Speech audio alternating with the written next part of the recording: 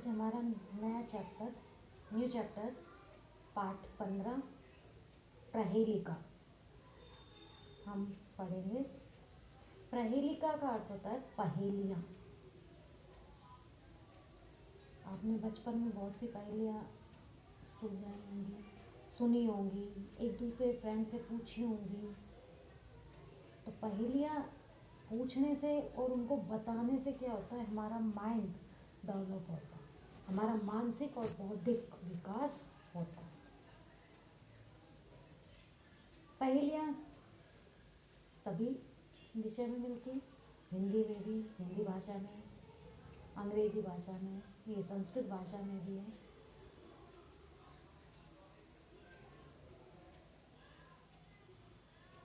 पहेलियाँ मनोरंजन की प्राचीन विद्या है। इससे हमारा मनोरंजन भी होता है और हमारा मानसिक और बौद्धिक विकास भी होता है। ये प्राय विश्व की सारी भाषाओं में उपलब्ध है। संस्कृत के कवियों ने इसे परंपरा को अत्यंत समृद्ध किया है। पहेलियाँ जहाँ हमें आनंद देती हैं, वहीं समझ बूझ की हमारी मानसिक व बौद्धिक प्रक्रिया को तीव्रतर बनाती। तीव्रतर, तेज से भी तेज। जैसे आपकी डिग्री होती है positive, comparative, then superlative, fast, faster, fastest. तो वही चीज़ है संस्कृत में, तीव्र, फिर तीव्रता और तीव्रतम, यानी कि तेज से भी तेज। ठीक है। प्रस्तुत पाठ में संस्कृत प्रहेलिका यानी पहेली बूझने की परंपरा के कुछ रोचक उदाहरण प्रस्तुत किए हैं। कुछ पहेलियां हैं इसमें, वो हम पढ़ेंगे इसमें। तो फर्स्ट हमारी पहेली है, देखिए,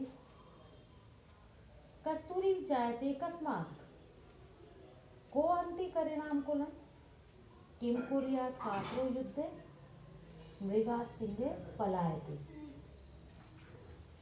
इस पहेली में 3 प्रश्न पूछे गए हैं प्रथम 3 चरणों में। चरण क्या होते हैं?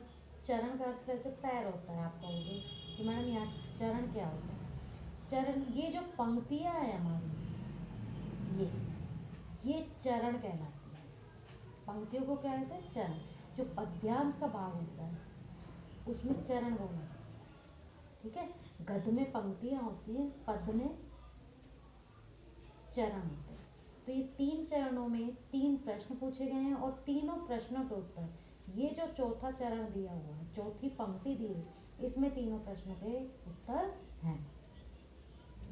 फर्स्ट देखिए, कस्तूरी जायते, जायते नहीं उत्पन्न होती है, कस्मात किससे, कस्तूरी किससे उत्पन्न होती है? किससे होती है भाई? मृगात यानी हिरण से। देखिए, कस्तूरी किससे उत्पन्न होती है? हिरण से। को हंती करिणाम कुलम, कुल यानी वंश या परिवार, करिणाम हाथियों के, हंती मारता है, यानी हाथियों के कुल को कौन मारता है, यानी हाथियों के कुल का विनाशक कौन है, कौन उनके कुल को विनाश कर देता है? तो कौन करता है? सिंह यानी शेर।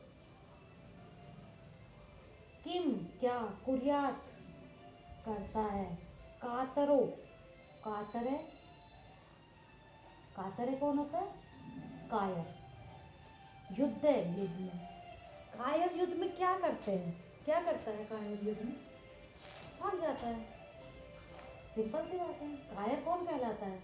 जो युद्ध में पीठ दिखा के भाग जाता है, डर के भाग जाता है, वो कायर कहलाता है। और ये वीरता के साथ लड़ाई करता है, युद्ध में भाग लेता है, चाहे वो वीर गति को प्राप्त हो जाता है तो भी वो वीर कहलाता है, चाहे बेशक वो युद्ध करते करते मर गया, उसने विजय बेशक हासिल ना की हो, चाहे वो मर गया हो, वीर गति, उसको मरा हुआ नहीं कहते, उसको कहते हैं वीर गति को प्राप्त हो। या जैसे अभी सैनिक वगैरह फौजी को देखते हो आप, तो क्या कहते हैं? शहीद हो गए। ये कभी नहीं कहा जाता कि वो फौजी मर गया युद्ध करते हुए, उसको कहा जाता है शहीद हो गए, क्योंकि वो अपनी मातृभूमि की रक्षा के लिए शहीद हुआ है, उसकी रक्षा करते हुए। तो यहाँ आ जाते हैं कि कायर युद्ध में क्या करता है? भाग जाता है, पलायते।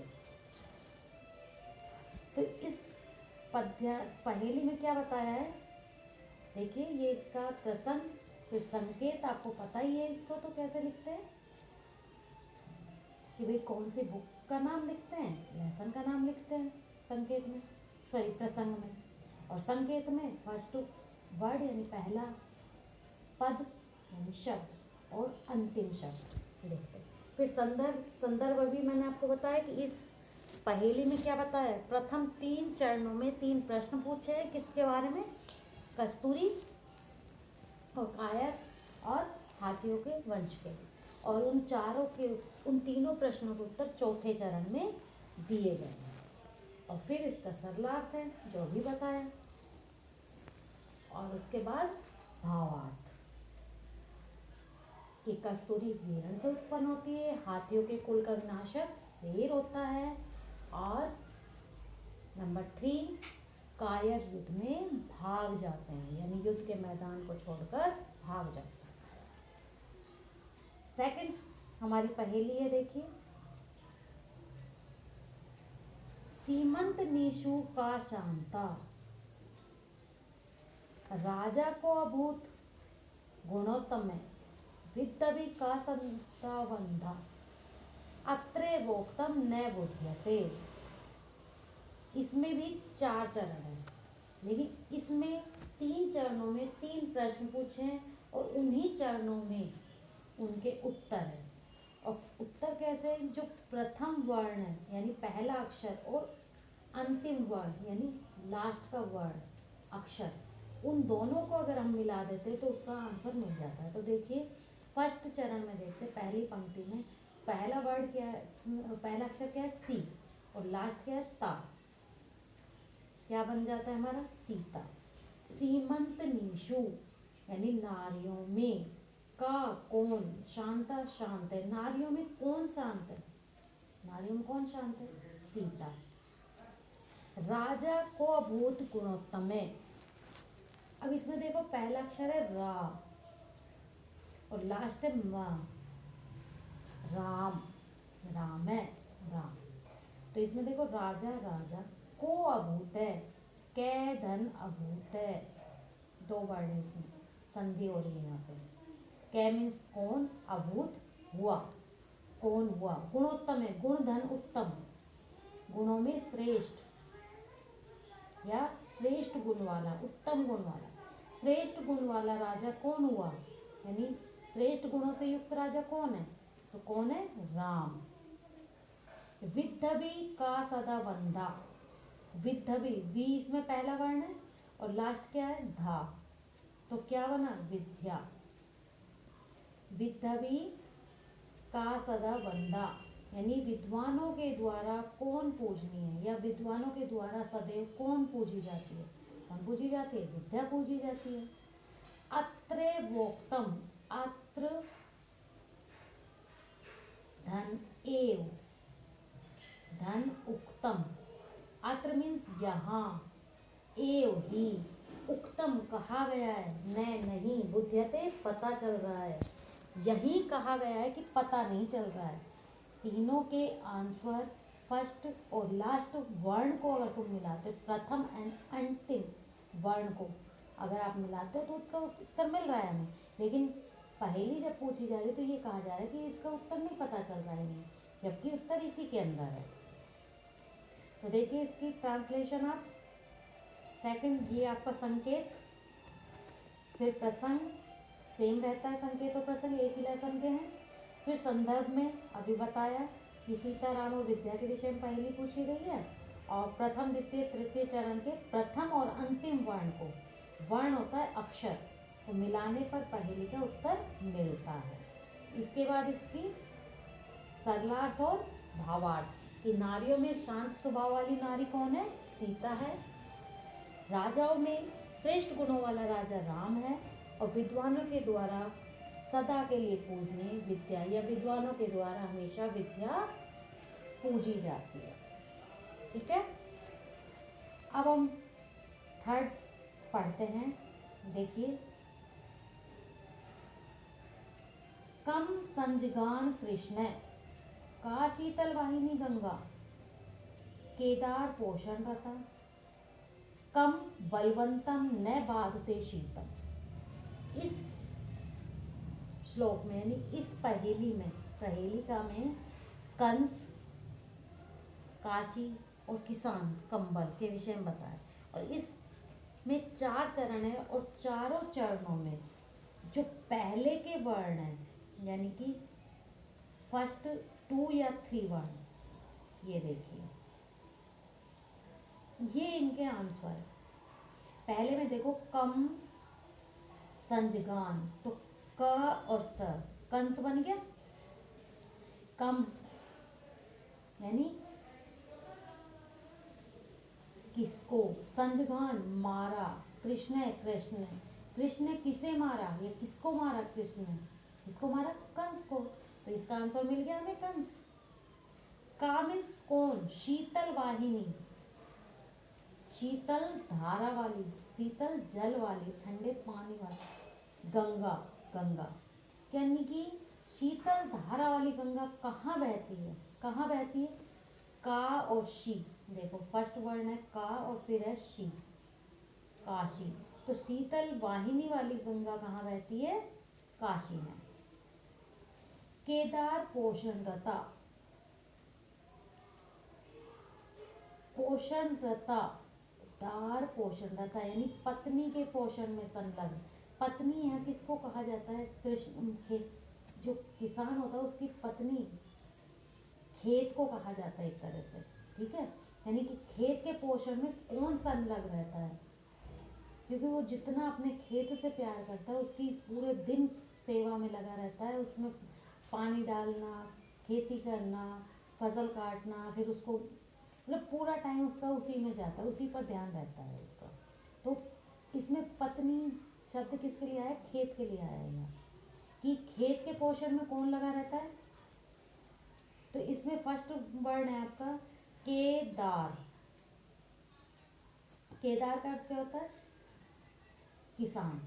तो पत्नी के यानी खेत के पोषण में कौन संलग्न रहते हैं, किसान। कम किस, बलवंतम बलवान को, न नहीं बाधते पीड़ित करती, शीतम सर्दी यानी किस बलवान को सर्दी नहीं लगती, नहीं किसको नहीं लगती, कंबलवंतम यानी कि वह व्यक्ति जिसके पास कंबल है, कंबल यानी कंबल को धारण करने वाले व्यक्ति को सर्दी नहीं लगती। जो व्यक्ति कंबल ओढ़ लेगा उसको सर्दी कैसे लगेगी, खुद सोचो आप, नहीं लगेगी ना। तो देखिए फर्स्ट इसका संकेत है, ये आप कर लेंगे, प्रसंग भी आप कर लेंगे, सेम है। इसके बाद संदर्भ है कि इसमें क्या बताया है कि 3 चारों के कंस, काशी और किसान और कंबल के विषय में बताया गया है। और श्लोक के प्रथम, दूसरे, तीसरे वर्णों के संयोग से पहले के उत्तर मिल जाएंगे। तो वही हुआ कि फर्स्ट था कृष्ण ने किसे मारा, कंस को मारा। शीतल धारा वाली गंगा कहाँ बहती है, कहाँ बहती, काशी में बहती है। खेत के पोषण में कौन संलग्न रहता है, कौन लगा रहता है खेत के पोषण में, किसान लगा रहता है। किस बलवान को सर्दी नहीं लगती, कंबल को धारण करने वाले व्यक्ति को, यानी कंबल धारण करने वाले व्यक्ति को सर्दी नहीं लगती, ठीक है। अब 4th नंबर हमारा है वृक्षाग्रवासी नैचे पक्षीराज, त्रिनेत्रधारी नैचे शूलपाणी, त्वग वस्त्रधारी नैचे सिद्ध योगी, जलम च बिभ्रन घटो ने मेघ है। वृक्षाग्रवासी, वृक्ष धन अग्रवासी, वृक्ष यानी पेड़ के, अग्रवासी ऊपर रहने वाला, यानी पेड़ के ऊपर रहने वाला है। न नहीं, च और, पक्षी राजे, पक्षी राज नहीं है यानी पक्षियों का राजा नहीं है। पक्षियों का राजा किसे कहा जाता है, गरुड़, यानी पेड़ के ऊपर रहने वाला है, लेकिन पक्षियों का राजा गरुड़ नहीं है।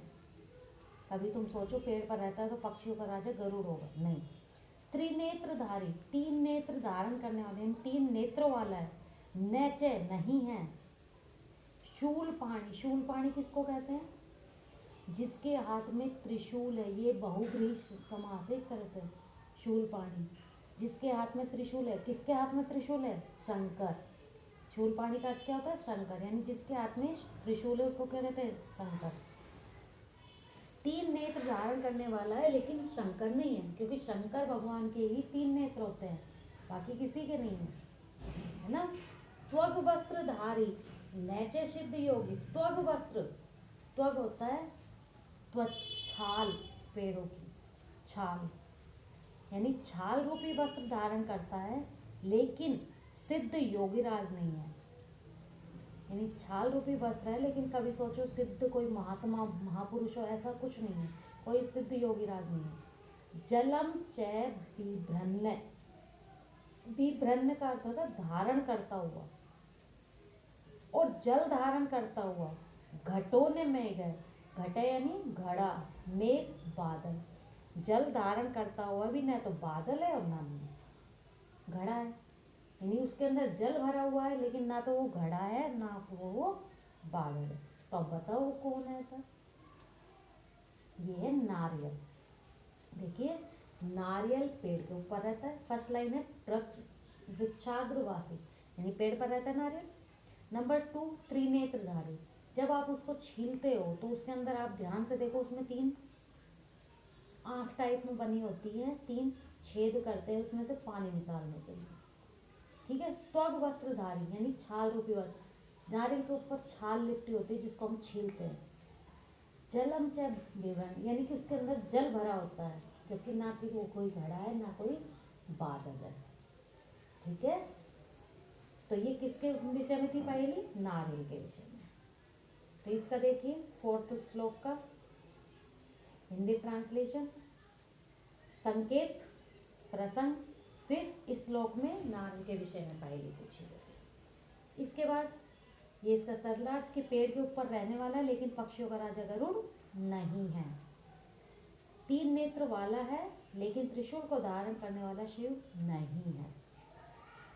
छाल रूपी वस्त्र को धारण करता है, लेकिन सिद्ध योगीराज नहीं है। जल को धारण करता हुआ भी न तो घड़ा है न बादल, अर्थात नारियल पेड़ के ऊपर रहता है, उसमें 3 छिद्र होते हैं, चारों तरफ छाल लिपटा रहता है और उसके अंदर पानी भरा है, राइट। आगे समझ। अब आगे चलते हैं। लास्ट हमारी पहेली क्या है?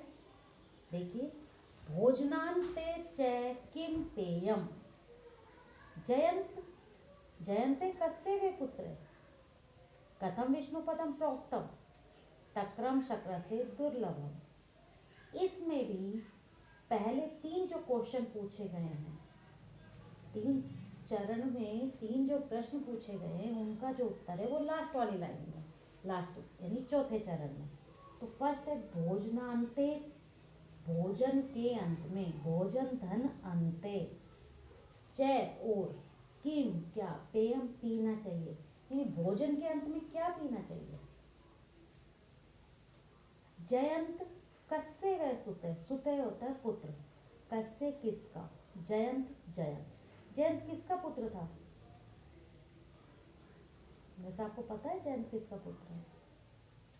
नहीं पता, इंद्र का।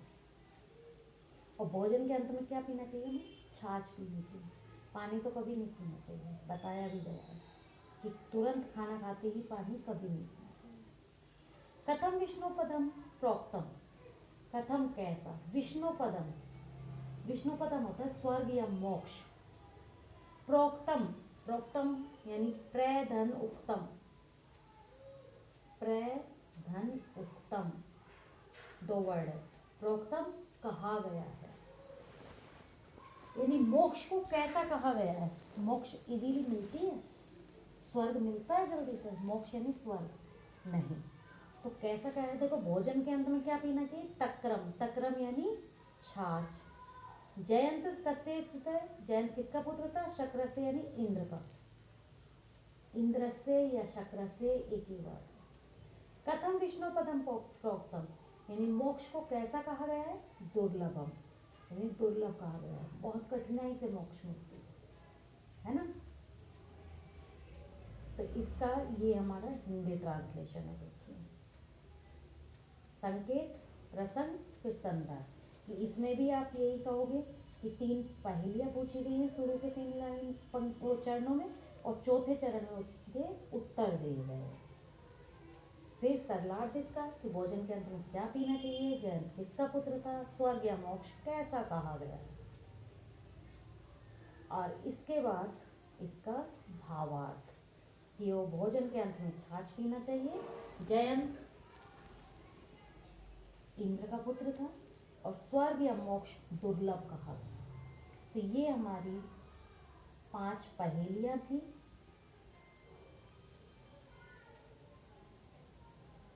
आई थिंक आपको समझ आ गई होंगी। अगर फिर भी कहीं कोई आपको डाउट हो तो आप प्लीज़ कॉल कीजिए, फिर से पूछिए। और ये 5 जो पहेलियाँ दी गई हैं उनका शॉर्ट में बताया गया है कि क्या क्या है, ठीक है। और इसकी वर्ड मीनिंग आप फेयर नोटबुक में लिखेंगे, जितनी वर्ड मीनिंग या कुछ भी बताया गया है, शब्दार्थ या फिर आप लगाओ संधि विच्छेद, वो आप नोट कर लिया, ओके। और अगली क्लास में हम इसकी बैक एक्सरसाइज और क्वेश्चन आंसर करेंगे। ये हमारा लास्ट चैप्टर है, उसके बाद हम ग्रामर स्टार्ट करेंगे। Okay student, thank you.